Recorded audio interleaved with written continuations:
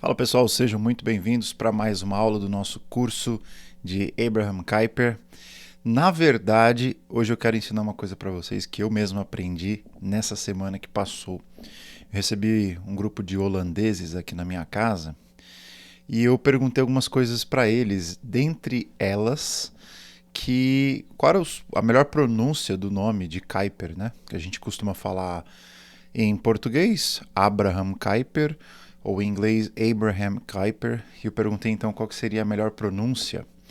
E a pronúncia correta é Abraham Kuyper. Abraham Kuyper. Só a partir de agora eu vou chamar ele do jeito certo, tá? Então hoje a gente vai dar continuidade para o nosso curso.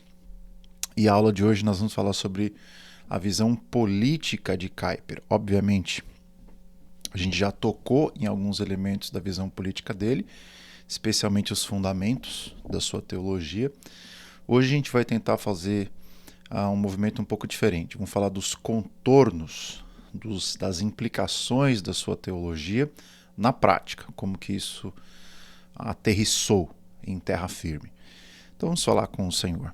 Pai querido, muito obrigado por mais esse momento que nós temos, o privilégio de refletirmos sobre como a teologia de Abraham Kuyper se implicou na vida prática, especialmente na dimensão política.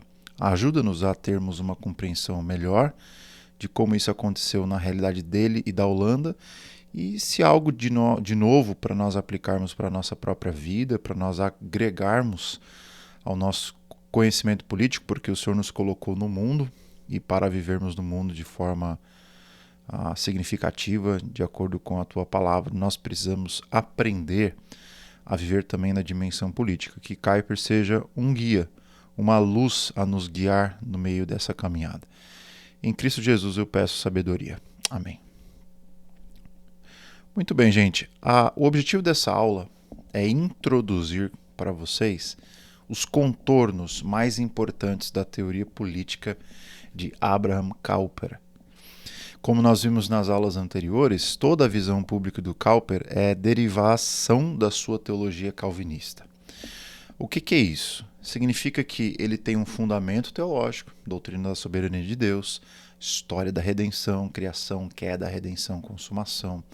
Ele tem a teologia das esferas de soberania, a ideia de que Deus, na sua criação e sabedoria, ele determinou uma ontologia social, ou seja, a natureza da realidade distribuída em várias esferas ou dimensões da vida, a dimensão do ensino, a dimensão da religião, a dimensão do comércio, a dimensão das instituições, a dimensão da política, enfim, do poder, da organização, das instituições. E como que isso se configura na prática, ou seja, como que essas implicações dessa teologia aparentam na vida pública, na teoria social. Então, por isso que é importante nós sempre ressaltarmos que a visão política, cultural, educacional de Kuyper são frutos, implicações, derivações da sua teologia. Então, mais do que uma teoria política, a teoria política de Kuyper é uma teologia política, porque está ancorado na sua teologia. A teologia de Kuyper é sempre a matriz, a direção para as suas ideias políticas, sociais, culturais e assim por diante. Então, assim é justo falarmos de sua visão política como uma articulação social da sua teologia, isto é, os princípios da sua consciência religiosa reformada o impelem a tomar certas decisões políticas. Ele não está tomando decisões políticas para depois pensar se isso agrada ou não a Deus, se isso está coerente ou não com uma visão religiosa das coisas. Não, ele está indo para o mundo já com essa visão teológica ajustada. Então é a ideia gerando uma boa prática. Então, para sermos mais claros, nessa apresentação aqui eu discuto 4 temas que são centrais na teologia política de Kuyper. Quais são elas? Primeiro, o conceito de multiformidade ou pluralismo. Número 2, o conceito conhecido que eu já mencionei da soberania das esferas, aplicado especificamente ao Estado. Número 3, a noção orgânica da sociedade. E número 4, a realeza de Cristo, a gente já falou um pouco sobre isso, aplicado especificamente ao testemunho público dos crentes, dos cristãos. Então vamos começar então com o primeiro elemento, que é a da multiformidade, isto é que para uma sociedade ser uma sociedade saudável, ela precisa ter um bom casamento entre unidade e diversidade. Então, a teoria social de Kuyper se fundamenta, ou se fundamentava, em uma ontologia de multiformidade e unidade em cada aspecto da realidade criada por Deus. Também tem a ver com a soberania de esferas que eu acabei de falar. Então, para o Kuyper, o universo é um cosmos unificado, pelo fato da sua origem, do seu sustento e do seu propósito estarem em Deus. O que significa isso? O mundo faz sentido. O mundo pode ser conhecido. O mundo pode ser vivido. O mundo é realidade. Diferente de algumas filosofias da sua época que tentavam duvidar disso, uma espécie de cinismo ou ceticismo exagerado, Kuyper acredita num mundo fixo, organizado por leis, coerente, num mundo governado pela providência divina, pela sabedoria divina, ou seja, um mundo que tem ordem, um mundo que tem regras, que tem leis. É a partir desse conceito de lei, por exemplo, que o Hermann Dooyeweerd, que vai ser o seguidor mais próximo de Kuyper, como reitor da Universidade Livre de Amsterdã e outras coisas mais, ele vai desenvolver a ideia cosmonômica da realidade, e ele está pegando muito emprestado esse conceito do Kuyper. Então, nesse sentido, o mundo tem leis, o mundo tem governo. Por outro lado, isso seria a unidade. Por outro lado, o Kuyper também diz que essa unidade do mundo encontra expressão, se expressa nas mais variadas dimensões da realidade que constituem a experiência humana. Logo, a unidade da criação divina foi fortalecida em vez de enfraquecida pelas distinções nítidas em suas obras. É que talvez a primeira que vem à cabeça é a própria criação do ser humano. O ser humano é uma unidade, o ser humano é uma criatura, mas ao mesmo tempo ele é homem e mulher. Da mesma forma, os animais. Os animais, eles são criados por Deus, mas eles são diferentes. Eles são répteis, eles são, enfim, cetáceos, mamíferos, eles são aves, são animais que rastejam. Embora os animais eles sejam uma unidade, no sentido de que são criados por Deus, têm um propósito e tudo mais, eles têm uma diversidade absurda, da mesma forma os seres humanos. O Kuyper, por exemplo, ele vai citar o Pentecostes, de Atos capítulo 2, para mostrar como os discípulos do Senhor Jesus falaram em uma infinidade de línguas. Aquele evento sobrenatural onde eles proclamavam as glórias de Deus em várias línguas diferentes. Baseado nisso, por exemplo, Kuyper diz que no plano de Deus a unidade vital se desenvolve pela força interna, precisamente a partir da diversidade de nações e raças. Mas o pecado, por um nivelamento imprudente, a eliminação de toda a diversidade, busca uma unidade falsa, enganosa, a uniformidade da morte. Aqui ele está se referindo a um conceito idólatra da sua cultura, que ele chamava de modernismo. O modernismo é um movimento que tenta, em nome da diversidade, em nome da tolerância, em nome da razão, em nome do desenvolvimento, ele tenta uniformizar o ser humano. E o Kuyper vai dar vários exemplos disso, de como isso acontece na prática. A gente até já falou alguns, na educação, uma educação pública que ensine a mesma coisa para todo mundo. No comércio, o Estado que tem um domínio sobre todas as coisas. Enfim, tem uma série de implicações do modernismo, que é essa ideia de um controle global sobre a vida. Enfim, a gente está vivendo muita coisa parecida hoje em dia, que Kuyper já denunciava muito tempo atrás como uma idolatria uniformizante, que não faz um bom equilíbrio de unidade e diversidade. Por exemplo, a gente vê essa ideia de uma religião universal, as pessoas tentando serem favoráveis a todo tipo de religião, sem estabelecer limites. Ou seja, uniformização, ao invés de unidade e diversidade. Então, de onde vem isso? Para o Kuyper, esses conceitos modernistas, eles têm raízes profundas na Revolução Francesa, que teve uma influência muito forte na Holanda, haja vista que Napoleão Bonaparte invadiu a Holanda e, tendo invadido a Holanda, ele estabeleceu os seus próprios princípios políticos, sociais e assim por diante. Então, em seu próprio país, na Holanda, ele viu essa tendência crescente de diminuir as distinções, que tinha por detrás aquela velha defesa de igualdade. Nós queremos igualdade para todos. Mas Kuyper via por detrás dessa falsa unidade, chamavam de igualdade, ele chamava de blurring of boundaries. Tem até um texto com esse nome, né? Que era um dissolver das fronteiras. Então, por exemplo, Kuyper ele viu a diminuição das distinções entre língua, as gerações, o sexo, as esferas da sociedade, as várias classes da sociedade. Ou seja, essa tendência igualitária, idólatra na visão dele, de igualar tudo. Ou seja, de acabar com os dialetos de uma nação, de acabar com as gerações. Ou seja, o mais velho querer ser sempre mais novo e não assumir a sua velhice. Os sexos tendo uma igualdade absurda e não prestando atenção que eles também são seres diferentes, macho e fêmea.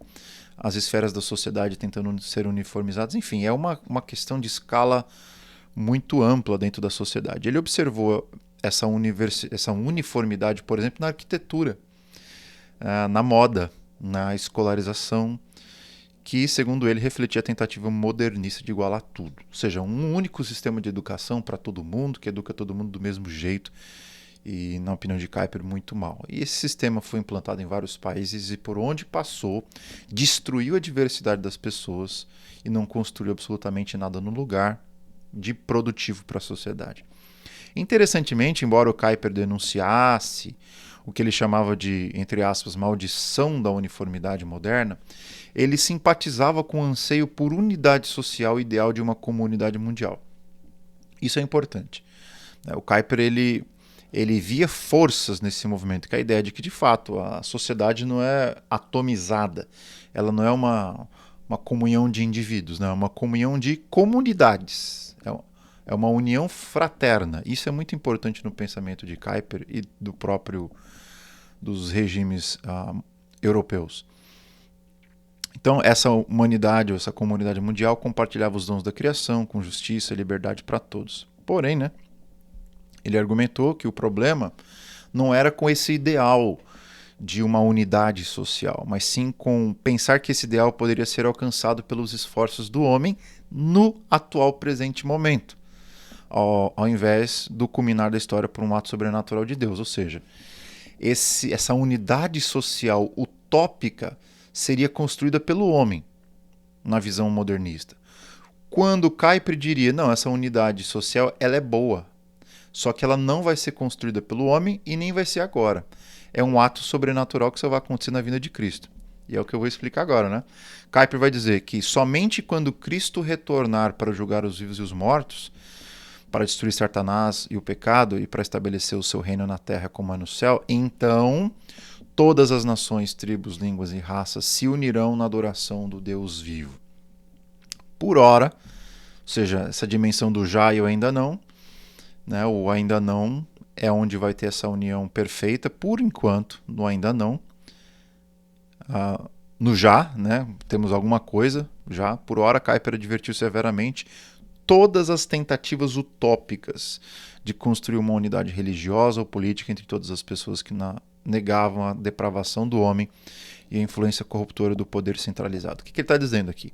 Que enquanto o pecado estiver no coração humano, aliás, isso aqui não é uma citação dele não, viu? É uma reflexão que eu estou fazendo a partir da literatura dele. Isso aqui você vai encontrar, por exemplo, nas Stone Lectures.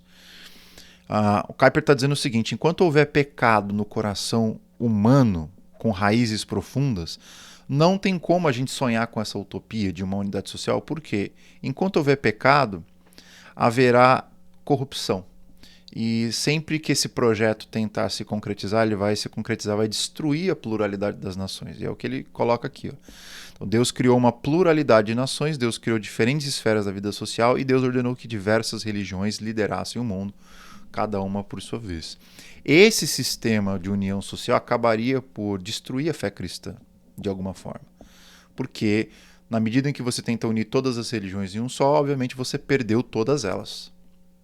Na medida que você junta todos os sistemas de educação em um só, você destruiu todos os outros, a riqueza dos outros modelos de educação. Na medida em que você tenta unificar todas as políticas nacionais em um único governo centralizado, você pulverizou e destruiu todas as soberanias nacionais. E é isso que o Kuyper diz. Idealmente é muito bonito, só que isso vai acontecer escatologicamente por uma intervenção do próprio Cristo. Então, ainda sobre a multiformidade, a necessidade do governo pluralista é uma necessidade da queda. Então, pelo fato de nós vivermos no mundo caído e no mundo ainda não completamente restaurado pelo Senhor Jesus Cristo, nós precisamos viver uma realidade plural, onde existem várias religiões, várias maneiras de governar politicamente, onde as pessoas têm liberdade para fazer, enfim, para escolher o que elas querem fazer da sua vida, e nós precisamos manter dentro da civilização ou da nação holandesa, ele sempre pensava para a nação, mas também para as outras nações, a ideia de que nós temos que manter as nossas crenças, as nossas unidades, mas nessa teia nacional, nessa teia global, vivendo em diversidade uns com os outros. Então, na visão de Kuyper, é no cristianismo, particularmente na sua destilação calvinista, que ele acreditava que era a visão mais pura do cristianismo, é que nós encontramos a origem e preservação do que ele chama de liberdade ordenada, que é o outro jeito de definir pluralismo na visão de Kuyper. Uma liberdade com ordem. Percebe aqui que tem um paradoxo. Assim como você tem um paradoxo da unidade e diversidade andando juntos, o paradoxo da liberdade e da ordem, obviamente, eles devem caminhar juntos também. Do contrário, você tem uma liberdade libertina ou uma ordem legalista. Não, é uma liberdade ordenada. Você tem que ter liberdade para ser você mesmo, ao mesmo tempo tem que ter uma ordem. Então, ou seja, você tem que ter liberdade para escolher o diferente, mas tem que estar dentro de uma ordem. Para ele, é no movimento da reforma protestante, nas igrejas reformadas, na civilização que foi criada a partir da reforma, que nós temos essa multiformidade unificada de forma sustentável, ou seja, com os princípios dessa multiformidade estabelecidos para que qualquer nação pudesse prosperar, nessa perspectiva. Por outro lado, as conquistas de Roma, Atenas e outras nações, como a Alemanha, por melhores que tivessem sido, elas foram insuficientes para produzir essa civilização livre, isto é, moralmente falando. Porque enquanto você tem seres humanos marcados pela queda e não libertos pelo Evangelho, você pode ter bons cidadãos externamente, mas nunca uma sociedade virtuosa. Aqui ele está sendo bem agostiniano no que diz respeito ao ser humano só pode encontrar liberdade em Cristo, o ser humano só pode encontrar verdadeira felicidade em Cristo. Então, do contrário, essas civilizações só podem esboçar, por melhor que sejam, uma liberdade exterior. Agostinho vai dizer a mesma coisa, por exemplo, da Roma no seu auge com Cícero, por exemplo, que tinha um auge intelectual, um auge moral, mas ainda assim era muito aquém de uma experiência de libertação genuína com Jesus Cristo. Então esse é o conceito cristão de felicidade nacional, de felicidade individual, e como isso impacta a maneira como a gente constrói uma sociedade. Especialmente na tentativa de casar unidade com diversidade, liberdade com ordem, liberdade e lei. Então Kuyper esclarece que uma nação poderia experimentar liberdade sustentável apenas quando, e aqui é uma citação dele, quando um núcleo significativo de pessoas não apenas se voltasse para Deus em arrependimento e encontrasse a liberdade que somente Deus poderia dar, mas também se propusesse conscientemente a influenciar a cultura com as atitudes e hábitos de sua liberdade dada por Deus. Está muito claro aqui que Kuyper acreditava que o único jeito de você produzir esse conceito amadurecido de civilização é se você tem um grupo de pessoas que foi realmente regenerada pela graça divina, graça especial, não é graça comum. E por causa dessa graça comum que é dada no Evangelho, a liberdade do indivíduo é recuperada e esse indivíduo que agora tem a liberdade dada pelo Espírito Santo para ser um ser virtuoso, ele consegue casar essas duas coisas, ordem e liberdade. E aqui, obviamente, Kuyper pode estar se referindo ao conceito de lei e graça, que é tão aclamado pela fé reformada, ou seja, a graça que você recebe de Deus, ela não é para você viver sem lei, mas é a graça que te capacita de viver de forma ordenada, de acordo, por exemplo, com o apóstolo Paulo em Gálatas. Aquele que tem o Espírito Santo, aquele que anda em Cristo, ele cumpre toda a lei.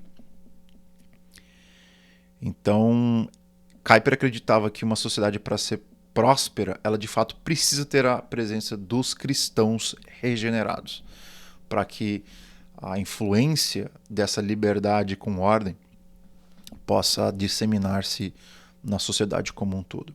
Então aqui uma citação dele, num dos discursos que ele pronunciou em 1899. A liberdade não pode descer do Estado ao povo. Esse é o grande mito do socialismo, da social-democracia. Esse é o grande mito da política atual, né? A liberdade, ela vem de cima para baixo. A liberdade vem de um sistema político que é colocado numa nação. De forma nenhuma. A liberdade não desce do Estado para o povo. Ela deve surgir, olha só a perspectiva dele, ela deve surgir da pessoa libertada para a vida do povo, ou seja, para um grupo de comunidades regeneradas pelo Evangelho que vão se disseminando, esse núcleo disseminando para a vida de toda a civilização. Então, somente quando o Filho o libertar, que é Jesus Cristo, você estará realmente livre. Nesse testamento, nessa afirmação, está a raiz e o ponto de partida de toda teoria política histórico-cristã.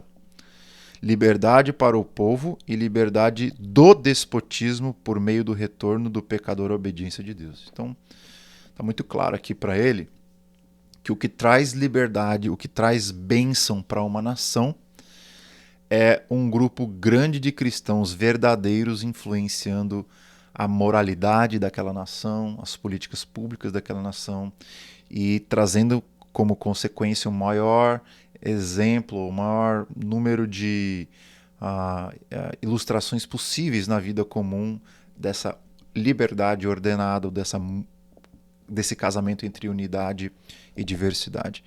E aqui ele poderia, por exemplo, citar os Estados Unidos. Os Estados Unidos, ele não tem uma constituição cristã, não é um país oficialmente cristão, é uma constituição, vamos dizer assim, laica, mas pesadamente influenciada pelos cristãos, por esse núcleo. E a partir dessa leitura, o Kuyper fala assim, por mais que você não possa colocar um rótulo de cristão na América, o conceito de liberdade e ordem está impresso nessa nação, por causa, justamente, desse núcleo cristão influente na opinião pública. Aqui uma coisa interessante que eu estava pensando enquanto estava na aula anterior, e eu tentei achar um momento para colocar isso, mas eu acabei não achando. Eu descobri que dá para colocar na aula de hoje. Algumas pessoas me perguntaram da nossa mentoria como é que o Kuyper fazia esse link entre graça comum e graça especial. Bom, eu acho que só pelo que eu acabei de falar você já teve uma noção de como essas duas coisas se casam, mas vamos tentar ser um pouco mais claro. Bom, para o Kuyper, a graça comum e a graça especial interagem na sociedade de várias maneiras vitais. Então, ele acreditava que quando os cristãos viviam conscientemente, ou seja, não apenas no automático, conscientemente para a glória de Deus, e proclamavam publicamente as suas ordenanças, o nível de graça comum na sociedade aumentava de modo que os incrédulos eram mais propensos a adotar e aderir às ordenanças de Deus no nível da vida ordinária. Vamos explicar. Graça comum é uma coisa que Deus dá para todos os seres humanos, independente se eles são regenerados ou não. Você olha aí Roma Antiga, a Grécia, você olha os países nórdicos, a Europa, enfim. Você olha as civilizações antigas e fala, uau, eles não tinham o evangelho de nosso Senhor Jesus Cristo e eles tiveram vários avanços. Porém, os maiores avanços que a civilização mundial viu não vieram dessas civilizações por si só. Vieram de um encontro com a fé cristã. Ou, reformulando, essas civilizações realmente tiveram um progresso, esse eclodir de uma vida ordenada civilmente, ele começou a ser realidade quando a igreja cristã começou a se disseminar por todas as regiões do globo. Isso é muito difícil de enxergar, né? Tem até uma palestra do Tim Keller no parlamento inglês que ele mostra isso de forma clara, como as ideias de liberdade e ordem, como as ideias, por exemplo, contra a escravidão, a ideia da compaixão, do amor, da misericórdia, a ideia da justiça, enfim, são todas ideias radicalmente no coração da fé cristã. Então, Kuyper diz o seguinte, quanto mais você coloca cristãos regenerados numa nação, mais essa graça especial que opera por meio do Senhor através da igreja vai fazer com que a graça comum que já está disponível a todos os seres humanos fique mais potente. É isso que ele diz. Então, a graça comum, de acordo com Kuyper, ela opera na consciência dos pagãos. Os pagãos, e enfim, está baseado no discurso do apóstolo Paulo em Romanos. Os pagãos ele obedecem uma lei sem ter a lei, né? Porque eles seguem a sua consciência. Quando os cristãos se unem aos pagãos e influenciam positivamente os pagãos, essa consciência de Deus ela aumenta. Por mais que eles não se tornem cristãos. Perdão. Então ele diz o seguinte, entre aspas, essa influência da graça especial sobre a graça comum leva à abolição da escravidão nas leis da vida de um país. A melhoria da posição das mulheres. Isso aqui é indiscutível. Onde o cristianismo chegou, as mulheres começaram a ser melhor tratadas. A manutenção da virtude pública, ou seja, de você se portar em público de forma virtuosa, o respeito pelo descanso, a compaixão pelos pobres, a consideração consistente pelo ideal em relação ao material, e mesmo nas maneiras, a elevação de tudo que é humano de seu estado submerso para um ponto de vista mais elevado. Eu acho linda essa citação aqui, está no livro da Graça Comum, volume número 2. O Kuyper está dizendo o seguinte, onde o cristianismo chega, ele vai trazer novidade, porque as nações que só têm a graça comum, pelo fato de não terem a graça especial iluminando o terreno, elas têm uma graça comum, mas uma graça comum muito incipiente. É só essa luz que vem da graça especial que potencializa a graça comum que já é existente ao nosso redor. Eu acho que esse conceito é um conceito ultra útil para a nossa reflexão sobre a vida pública. Ou seja, por que nós precisamos de cristãos na esfera pública? É porque quanto mais cristãos tiver na esfera pública, não significa que nós teremos mais convertidos, mas teremos uma consciência moral mais elevada. Isso é fantástico em Kuyper. Ainda sobre multiformidade, em síntese, gente, para o Kuyper, ou para o Cowper, não vou conseguir falar Cowper, já está na minha consciência já. Uma sociedade plural precisa se esforçar por manter uma verdadeira unidade e diversidade. Pegaram isso? Por exemplo, ao invés de promover uma religião universal, ou extirpar a religião das pessoas, que é a tentativa de muitos estados aí, pelo menos indiretamente, a nação deveria, no caso do comunismo, não indiretamente, diretamente. A nação deveria recomendar a liberdade religiosa das diversas religiões dentro da convivência nacional. Ou seja, ao invés de ter uma religião oficial, ao invés de extirpar a religião ou tentar dissolver todas as religiões em uma só, o que você faz? Você junta todo mundo, deixa todo mundo com suas crenças, as suas crenças não se tocam, você pode ter diálogo, mas diálogo com as suas antíteses mantidas. Coloca todo mundo vivendo junto, com as suas antíteses, com as suas diferenças, e é assim que a sociedade tem que ir para frente, com um pluralismo real, não com uma uniformização enganosa. No que diz respeito à educação, outro exemplo, ao invés de você implantar um sistema público que dissolve a confessionalidade das escolas, né? Tem uma escola católica, uma escola protestante, uma escola espírita, uma escola ateia, uma escola budista, uma escola shintoísta, sei lá. Ao invés de você dissolver isso tudo num sistema público que, enfim, dissolve tudo, o que uma nação tem que fazer para ser realmente pluralista? Ela tem que permitir que cada escola opere livremente de acordo com as suas crenças religiosas. Ou seja, você preserva unidade, é todo mundo na nação junto, mas dentro da sua liberdade. Então você tem uma unidade, é uma só nação, mas é uma só nação com as suas diversidades, não uma só nação uniforme. E eu acho que isso é fantástico. E eu acho que nós, no Brasil, a gente tem muito a aprender com isso aqui, né? Quando a gente vai falar sobre educação pública, por exemplo, quando a gente vai falar sobre religião, quando a gente vai falar sobre a cultura, jornalismo, mídia, é muito importante que você mantenha um esqueleto, uma medula, uma estrutura nacional. Mas, ao mesmo tempo, é muito importante que você promova a liberdade dos indivíduos, das comunidades, o máximo possível. Então, nós temos que lutar pela escola livre, nós temos que lutar por um Estado que seja plural e não apenas privilegie um tipo de religião ou um tipo de neutralidade religiosa. E eu acho que Kuyper ele é um paradigma intelectual, se eu posso usar esse termo, para nos guiar nesse caminho. Um outro termo que é, enfim, um grande contorno da teologia política de Kuyper é o conceito de esferas de soberania, que vai nos ajudar a entender a natureza e o papel do Estado. Bom, na visão de Kuyper, explicando os conceitos aqui novamente, a soberania das esferas era uma realidade orgânica enraizada na criação. Ou seja, Deus criou várias esferas de soberania: família, igreja, civilização. Ele criou, enfim, a esfera da troca, do comércio, do business. Ele criou a esfera educacional, enfim, várias esferas. Uma dessas esferas é uma esfera que ele não chama de criacional, ele chama de uma esfera pós-queda. E aqui ele está em pleno acordo com Agostinho. Agostinho dizia a mesma coisa, que a cidade dos homens, que é esse modo de vida pagão, ele e o próprio governo como um todo, é uma coisa instituída por Deus depois da queda, não é criacional.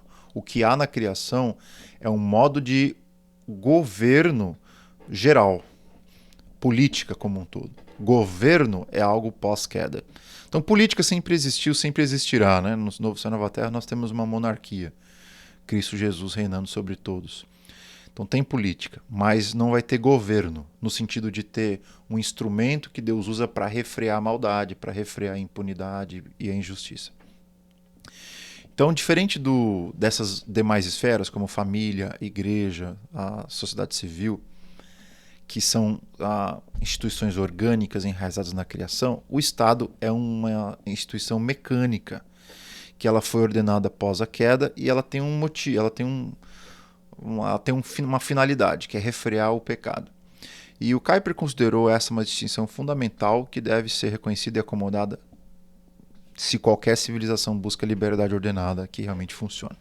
Aqui, obviamente, sendo bem polêmico, no que diz respeito a você ter numa Constituição, por exemplo, nos documentos oficiais de qualquer nação, a nação precisa estar debaixo de Deus para operar. Do contrário, ela vai pegar essa soberania que deve emanar apenas de Deus e vai pulverizá-la nos seres humanos e, obviamente, qual vai ser a primeira instituição que vai ser delegada essa divinização, essa soberania? O Estado. O Estado acaba sendo essa instituição cheia de tentáculos, dominando todas as esferas da vida. Então o Estado é uma forma de Deus.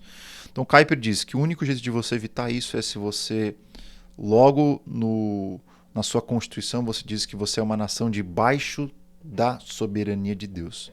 O poder não emana do povo, o poder não emana do Estado, o poder emana de Deus e ele é delegado para as demais instituições. Eu acho que isso aí é totalmente perfeito. O argumento é perfeito. Não é apenas o Kuyper que vai dizer isso, o próprio John Locke diz isso. Se você já leu a Constituição brasileira, a própria moeda, não tem nenhuma moeda aqui de real, mas afirma a crença em Deus. O dólar e a Constituição americana diz que nós somos uma nação under God. In God we trust. Ou seja, há um reconhecimento de que essa nação ela tem sobre si uma outra autoridade. E é dela que emana a autoridade que é delegada, ou seja, um poder relativo. Por isso que nessas nações que têm esse preâmbulo religioso, é muito mais difícil você ter uma tirania, porque o poder não emana das pessoas, o poder emana de Deus. Então, o governante ele se entende como um delegado, ele é uma autoridade delegada. E, obviamente, isso é um antídoto contra a tirania. Uma vez que o Estado possui um amplo escopo de responsabilidade por causa da grande tentação, como eu falei, tentação do poder, que apresenta o ser humano caído, e porque este é naturalmente relutante em aceitar a autoridade, dois problemas aí, uma tentação de ser poderoso e uma tentação de negar o poder. Seria uma anarquia por um lado e uma tirania do outro. O Kuyper argumentou então que toda civilização luta contra essa tensão constante entre a liberdade que a sociedade civil precisa e a autoridade que o Estado deve reivindicar. Então tem uma liberdade e uma autoridade. Novamente, o que é isso? É o conceito de liberdade ordenada. Então, somente quando os direitos soberanos da sociedade e do Estado fossem reconhecidos e mantidos, geralmente por meio da lei constitucional, uma sociedade poderia desfrutar de liberdade ordenada. O que ele está dizendo? É que a sociedade civil precisa ter sua liberdade, o Estado precisa ter sua autoridade. Como que essas duas coisas não colidem? Quando você tem uma Constituição, e nessa Constituição você deixa claro que o poder ele vem de Deus. Delegado para o Estado tem a sua função e a sociedade civil é livre.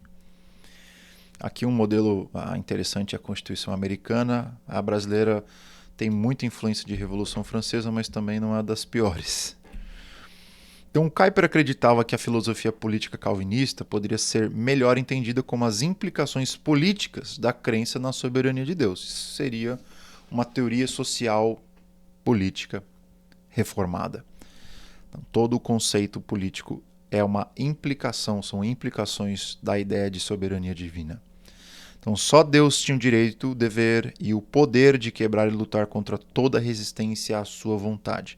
Então, como o pecado enfraqueceu a relação da autoridade de Deus sobre o homem, Deus ordenou que o governo civil exercesse sua autoridade delegada. Já falei muito sobre isso, não vou ficar repetindo. Então, como criatura, o homem não possuía autoridade inerente, mas apenas aquela que Deus havia delegado a ele. Obviamente, isso está na contramão do socialismo, do comunismo, dos regimes de esquerda como um todo. Então, como consequência, o sistema político reformado ele está em rota de colisão com sistemas de esquerda, mas também com sistemas de direita. Por quê? Os sistemas de direita colocam a autoridade da liberdade do poder sobre os indivíduos, geralmente. Enquanto que o poder não vem dos indivíduos, o poder não vem da esfera civil, o poder não vem do Estado, o poder vem de Deus e é delegado para todas essas esferas de soberania. Por isso que você tem unidade e diversidade, lei e ordem. Então Kuyper considerava todas as autoridades civis como servas de Deus, chamadas a reconhecer publicamente a soberania de Deus, estabelecer e fazer cumprir a lei cívica de acordo com a sua sabedoria. Os magistrados são e permanecem servos de Deus, como diz o apóstolo Paulo. Eles têm que reconhecer Deus como governante supremo, de quem eles derivam o seu poder. Eles têm que servir a Deus, governando o povo de acordo com as suas ordenanças. Obviamente aqui Kuyper não está se referindo à escritura sagrada. Da onde que esses governantes vão encontrar essas ordenanças? Essas ordenanças elas vêm da graça comum, elas não vêm da graça especial. São coisas que o ser humano pode aprender pelo uso da sua razão, pelo fato de terem uma consciência criada pelo Eterno. Então, Como que os governantes governam de acordo com as ordenanças de Deus? Eles simplesmente têm que seguir a sua consciência. Quanto mais cristãos regenerados numa nação, mais essa consciência coletiva das ordenanças de Deus fica clara, por mais que eles não sejam eleitos. Então, a Kuyper levou adiante a ideia de que o Estado era responsável por fazer leis que estivessem de acordo com as ordenanças criacionais de Deus para a vida pública. Assim, embora Kuyper concordasse com os social-democratas que a justiça social exigia a força da lei, ele discordava fortemente deles a respeito da sua origem e natureza da lei, que poderia ser justamente exigida de todos os cidadãos. Vou dar um exemplo, né? O Kuyper falava muito do sábado, do Shabbat, que é a ideia do descanso. Tem que ter um equilíbrio entre o descanso e o trabalho. O comércio tem que fechar, as empresas têm que ter um momento de descanso, a nação tem que parar. Faz parte da vida, faz parte de uma ordenança criacional. É razoável. Bom, quem é que defendia isso na Holanda na época? Eram os socialistas e o partido do Kuyper, por incrível que pareça. Os socialistas, eles defendiam isso porque eles acreditavam que o ser humano tinha o direito de descansar e não deveria ser oprimido pelo capitalismo. Kuyper não acreditava nada disso. Ele acreditava que o descanso era uma ordenança divina, por isso devia ser implantada. Mas, independente da origem de ambas as políticas públicas terem a mesma finalidade, o Kuyper acreditou que eles estavam certos nesse debate e foi a favor da proposta deles. E é isso que eu acho bacana.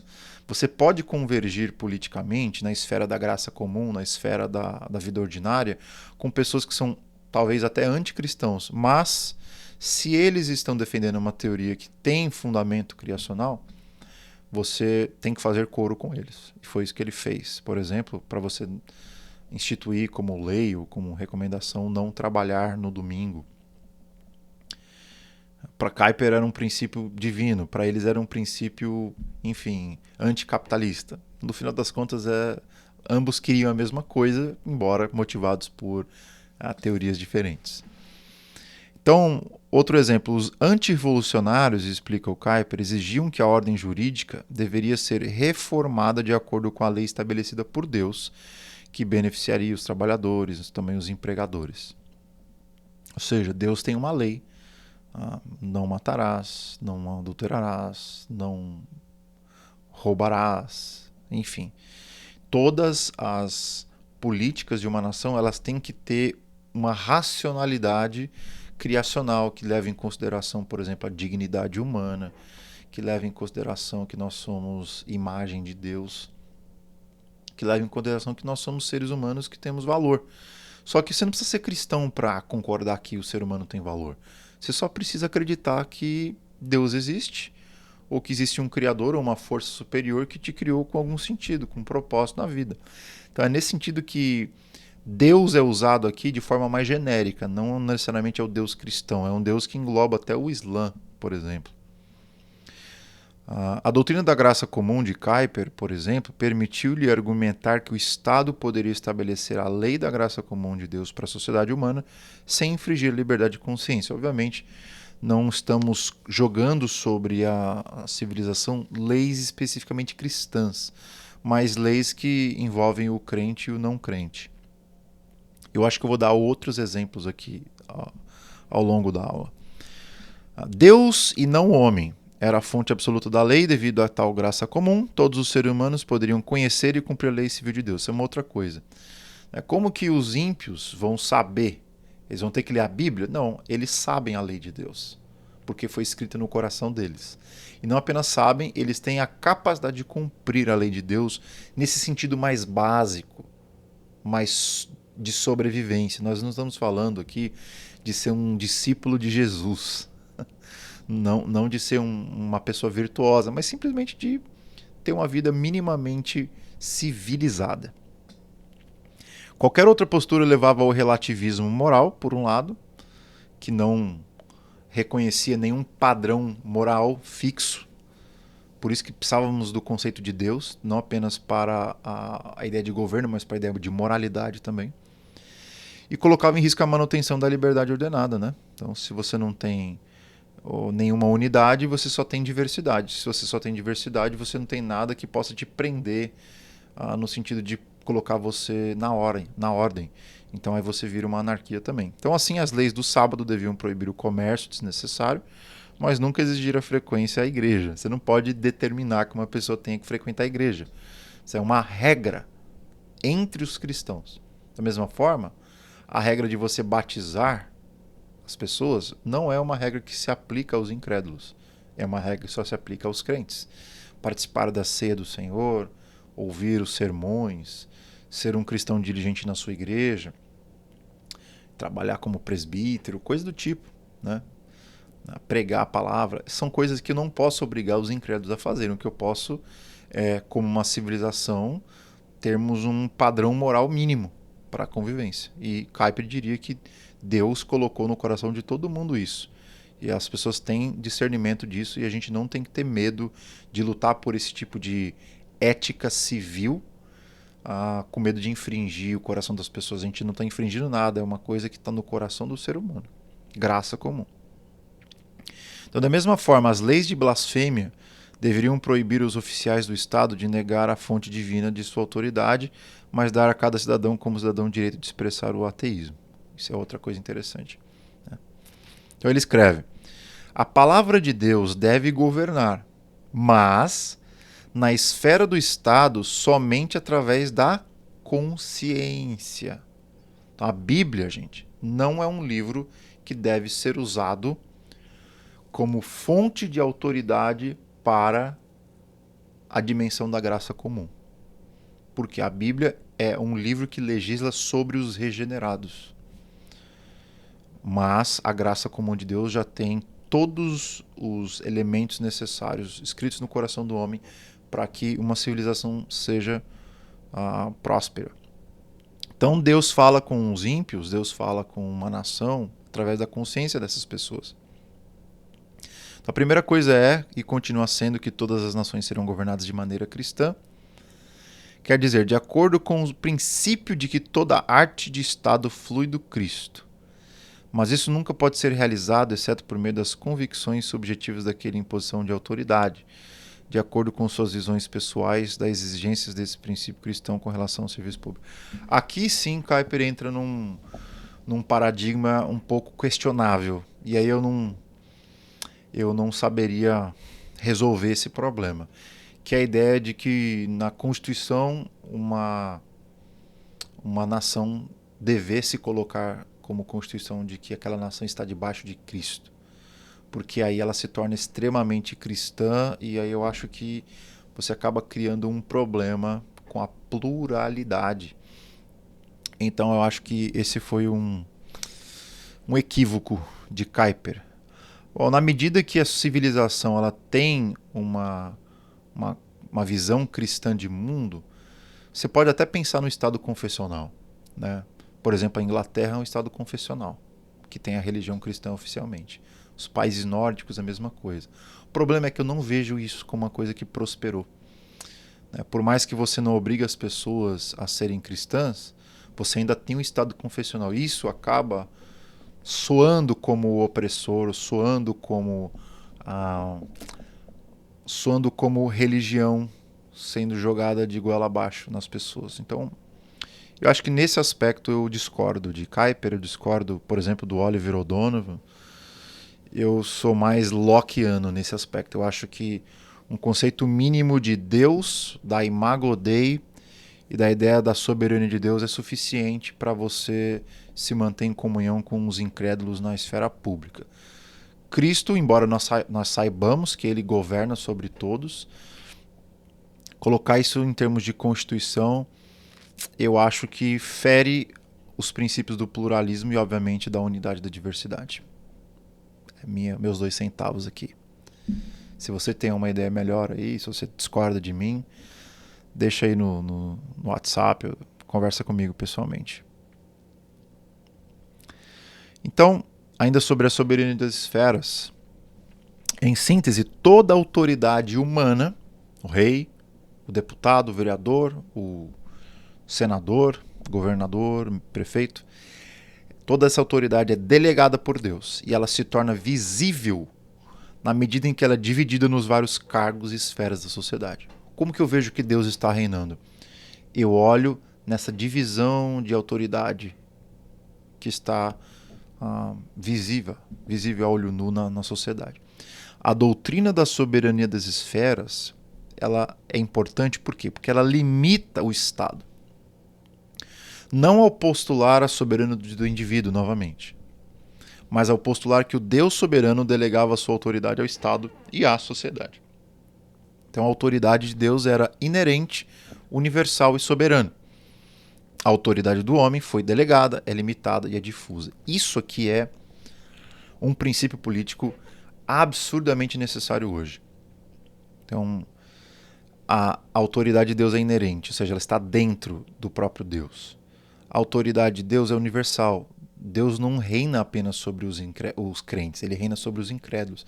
Se você lembrar, por exemplo, quando Deus dá os 10 mandamentos para a nação de Israel, ele diz que quando vocês tiverem um encontro com as nações pagãs, elas vão olhar para vocês e vão dizer: nenhuma nação do mundo tem leis tão justas quanto eles.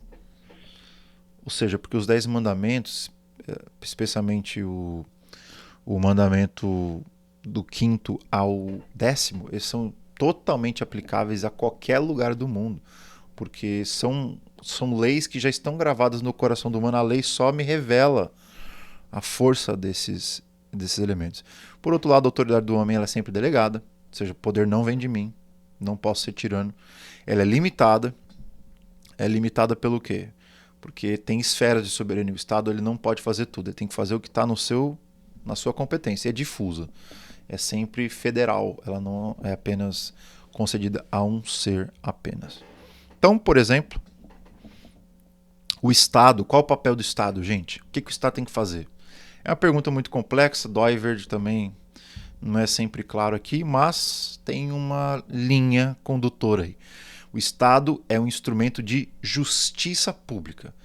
O poder do Estado é um poder de julgamento, é um poder de definir o que é justo ou não e de punir alguém que está cometendo injustiça. Esse é o papel do Estado.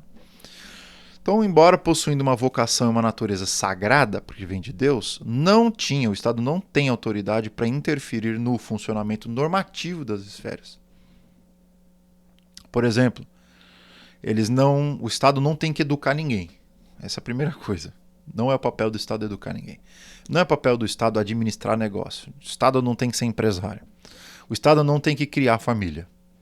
O Estado não tem que curar os doentes, o Estado não tem que comunicar notícias, o Estado não tem que criar arte. Kuyper aqui, ele foi genial. O Estado não devia governar, nem modificar, nem perturbar o mandato divino sobre o qual essas esferas se encontram. Todos os seus oficiais governam pela graça de Deus de forma genérica, como eu falei, né? Não é uma graça especial, um fato que o Estado era obrigado a reconhecer e respeitar. Ou seja, qual é o papel do Estado? O papel do Estado é um papel de legislação e de punir aquele que está andando na contramão da lei. É isso. E, obviamente, regular,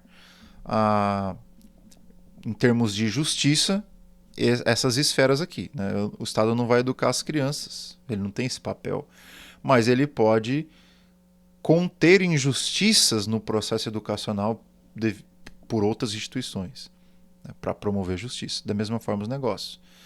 Ele fomenta os negócios na medida que ele cria as leis que permitem um negócio justo.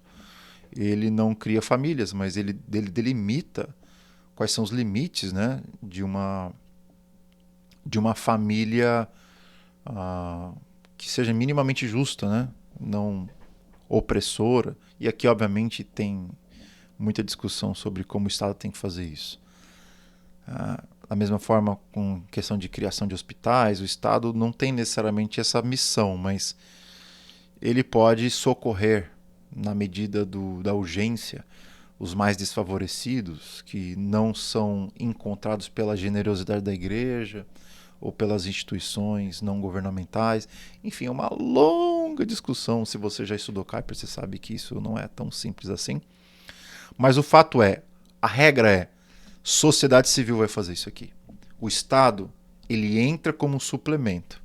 Ele nunca entra como um ator principal do drama. Vamos falar rapidinho sobre a sociedade orgânica. Kuyper tinha uma visão muito orgânica da civilização. Ele acreditava que a a sociedade como um todo, ela era muito conectada, interligada, como um organismo vivo. Então, como a metáfora do corpo, né? 2 braços, se eu machucar o olho, eu comprometo o corpo todo, por assim vai. Você tem a ideia de que há uma consciência coletiva, uma espécie de visão comum abrangente, que se tiver em parte defraudada, o todo vai também perder. E aqui essa ideia do organismo está em alta na Holanda por causa da biologia. A biologia é a grande ciência. Tem que lembrar, essa época é a época do darwinismo, por exemplo. Época que a biologia virou a rainha das ciências. Todo mundo só fala em biologia. Depois a física retomou esse papel com Albert Einstein, entre outros, mas Kuiper está vivendo o ressurgimento, ou o apontamento da biologia como a grande ciência, por isso ele usa muito, o Bavinck que vai usar também muito o conceito de organismo. Então o Kuiper vai dizer o seguinte, que a sociedade humana não era nenhum agregado de indivíduos, visão atomizada da sociedade, nenhuma única comunidade indiferenciada, mas uma criatura, uma criação orgânica de Deus, que exibia unidade e diversidade. Visão orgânica. O ser humano é isso.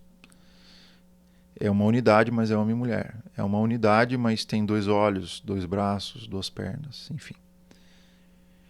Kuiper também dizia que a sociedade era composta de subgrupos orgânicos.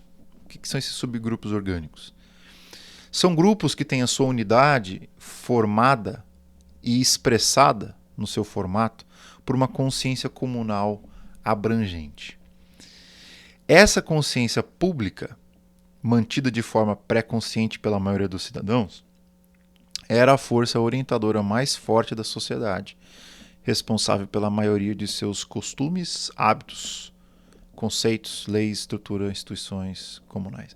Aqui, essa teoria parece muito com a teoria alemã, né, de que o todo influencia mais o indivíduo do que o indivíduo todo. Então, Kuiper acreditava nessa teoria de que quanto mais uma sociedade vai se desenvolvendo com várias comunidades que têm uma influência na opinião pública, mais a nação vai criando essa espécie de uma consciência comunal abrangente que vai sendo determinante para os hábitos, para as tendências de certa civilização. Aqui ele está sendo bem alemão, bem europeu. Diferente de como os americanos, por exemplo, pensam. É o oposto.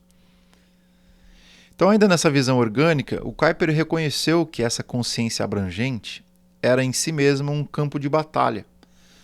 Por quê? Dentro desse organismo, você tem várias crenças e valores conflitantes que lutam, cada um deles, pela supremacia sobre os hábitos e corações das pessoas, consequentemente, na estrutura da sociedade. Então você tem um organismo vivo, a sociedade.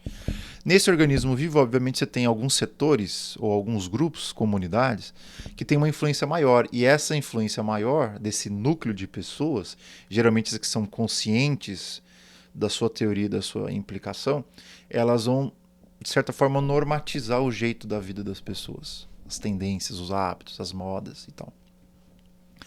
E, obviamente, você nunca tem um grupo só, são várias tensões, são vários grupos. Então, a sociedade é um campo de batalha. Por isso, ele não está legitimando aquele conceito de luta de classes, não. Aqui. O negócio aqui não se reduz à economia. O negócio aqui é sobre narrativa. O negócio aqui é sobre ideologia como um todo. Então, ele afirmou que essa batalha pela liderança foi travada no nível da opinião pública e do poder político, os quais poderiam ser perseguidos legitimamente por sua persuasão ou ilegitimamente por compulsão. Isto é, esses grupos majoritários ou minoritários que têm uma influência forte na opinião pública, eles podem se lançar ao poder por 2 vias. Uma via é legítima, outra é ilegítima. A legítima é por meio do convencimento, persuasão. O outro é pela via ilegítima, que é a força, a guerra, é o sangue, a espada. Então o Kuiper argumentou, dentro de uma perspectiva calvinista, que apenas o cristianismo amadurecido se restringia a influenciar por meio do diálogo público, da persuasão moral, do exemplo público e privado e procedimentos democráticos legítimos. Embora o calvinismo tenha falhado por muito tempo em seguir os seus próprios padrões, aqui ele está falando da reforma inicial que matou gente para chuchu e estabeleceu de forma, né, de fato. Aqui ele está sendo bem coerente. A fé reformada, onde ela passou, pelo menos nas primeiras eras, ela estabeleceu o seu poder à força, que era o padrão na época. Então ele reconhece esse equívoco, que foi, na verdade, a fé operando de um jeito contrário ao seu próprio sistema original.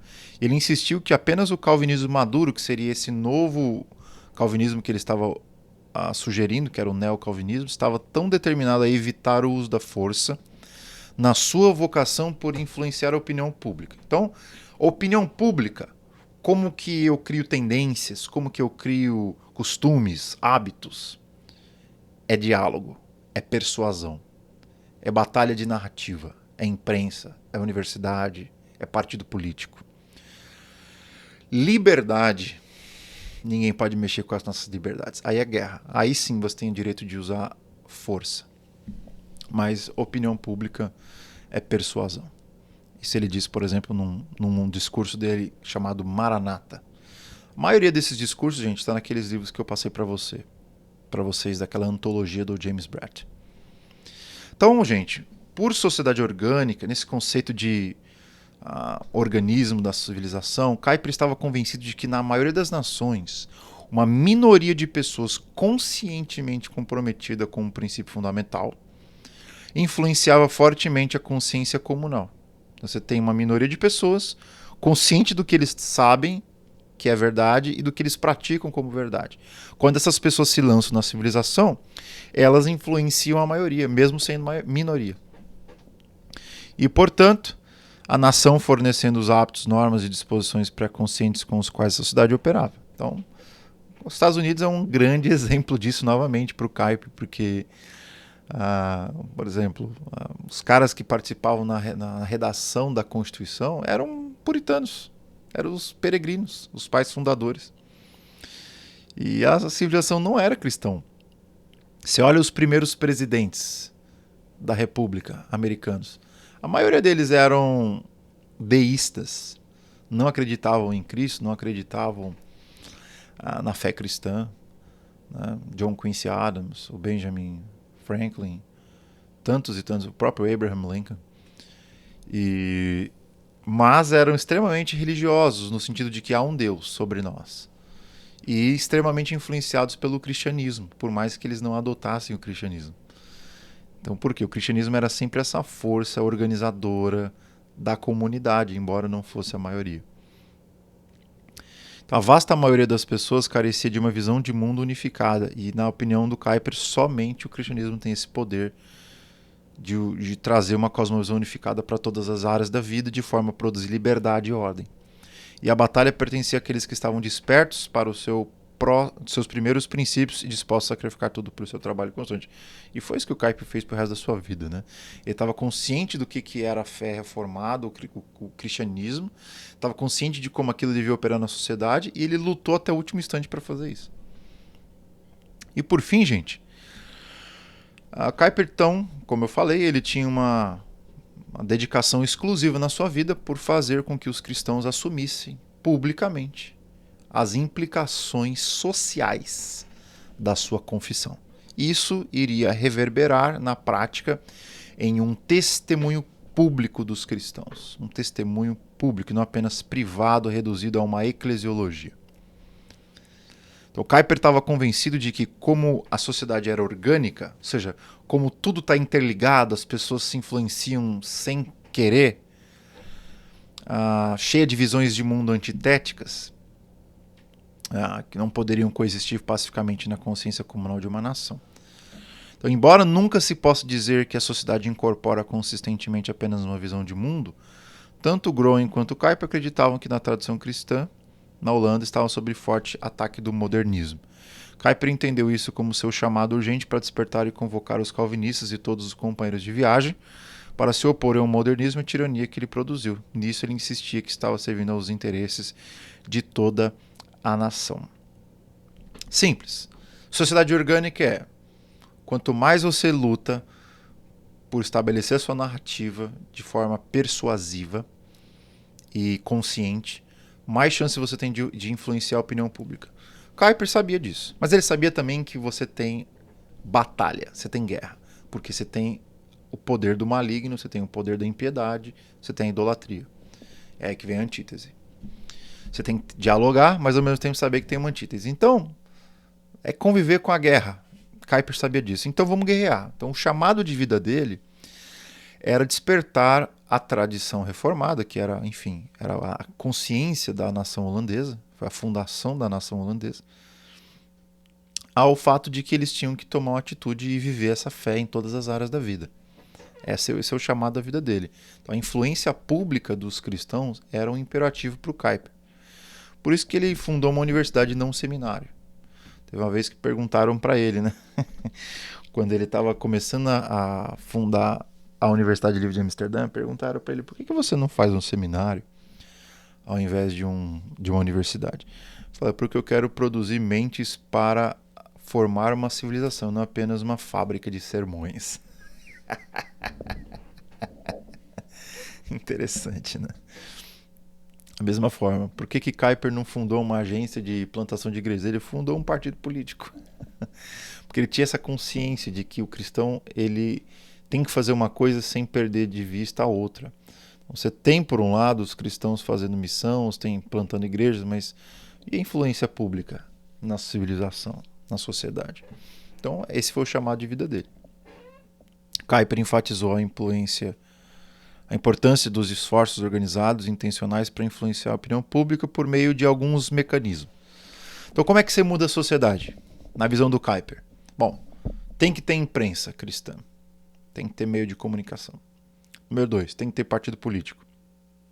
Número 3, tem que ter universidade. E aqui você vê 3 pilares da visão social dele. Você tem que ter comunicação de massa, você tem que ter estruturação de política pública, mexer com lei, com direito, com, enfim, regra, com legislação, e você tem que ter universidade, que é educação para o povo. E aqui universidade incluindo escola primária e também ensino superior. Então, são essas 3 frentes que os cristãos têm que povoar para influenciarem a opinião pública. E eu acho que ele está completamente certo. Então, por exemplo, o Kuyper explicou a origem da Vrije Universiteit Amsterdam, Universidade Livre de Amsterdã, como resultado da compreensão entre os calvinistas da sua necessidade de homens bem educados que pudessem desenvolver a sua visão de mundo de forma científica e comunicá-la na vida pública. Então, uma frase dele aqui num discurso, que é esse aí, ó. Die Wacht bis het beginsel, que é, acho que é a luta pelo conceito. Acho que é alguma coisa assim. Se meu holandês não falha. Nosso povo clamou por homens que fossem educados nos princípios, guardando os princípios, não é lutando, guardando os princípios. Nosso povo clamou por homens que fossem educados nos princípios reformados e pudessem servir como os ministros da palavra de Deus, como professores no ginásio, como membros do parlamento e na imprensa para honrar novamente as tradições de nosso país, de nossos pais, de forma científica, na convicção de que essa era a única maneira de nossos princípios reformados recuperar a influência sobre a opinião pública. Tá vendo aqui, gente? Tá muito claro como é que se influencia a opinião pública. Imprensa, política, universidade. Considerações finais. Já estamos aí 1h10 quase, falando sobre a política do Kuyper. Bom, gente, o que a gente pode concluir aqui? Bom, o trabalho e a vida do Kuyper pode ser entendido como uma tentativa de despertar os reformados do seu tempo do que ele chamou de um sono pecaminoso. O que é esse sono pecaminoso? É o cara se auto-intitular cristão reformado, mas se colocar numa bolha e viver um conservadorismo ineficaz e irrelevante para a sociedade.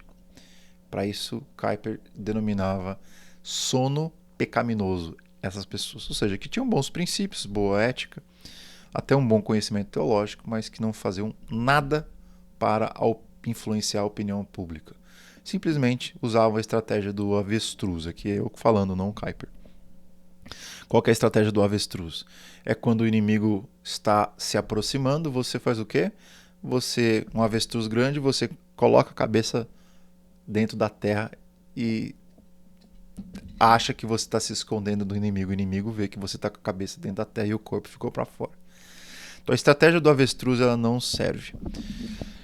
Então o que, que ele pensava? Para você acordar desse sono pecaminoso, você precisa equipar as pessoas para trabalhar para a glória de Deus em todas as áreas da sociedade.